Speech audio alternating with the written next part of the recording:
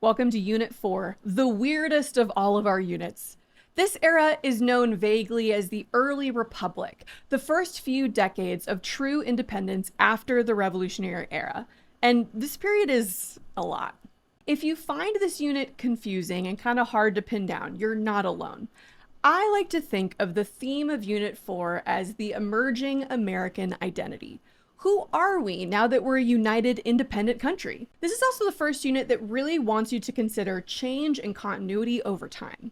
The United States we're going to meet in 1800 is insanely different from the country we're going to see at the end of this era in the 1840s. So what changes and what stays the same? Because of that, some dates in chronology are going to be helpful, at least to identify whether something is happening during the early, middle, or late part of this time period. I recommend picking a few marker events that can kind of help set up your timeline in your brain, and then you can trace various themes throughout the era, like the growth of the frontier, the emerging economic nationalism, calls for expansion of rights to more groups, that sort of thing.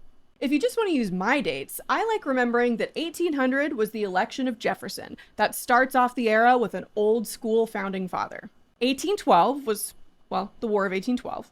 1820 was the Missouri Compromise, a literal line in the sand over slavery. And 1828 was the election of Andrew Jackson, a new type of American president who really represents the end of this era.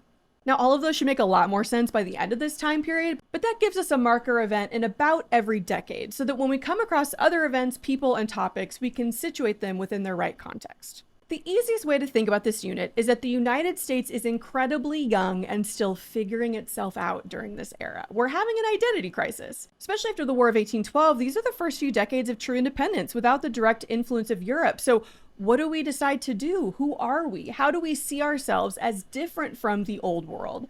And in what ways do we try to imitate and catch up to the growing industrial nations across the Atlantic? And there are two stories going on at once. The people in power are debating which direction we should move as a country, but also those not in power, non-landowning white men, women, free black people, enslaved people, indigenous people. They're also pushing to be accepted and to gain the rights that landowning white men earned during the Revolution.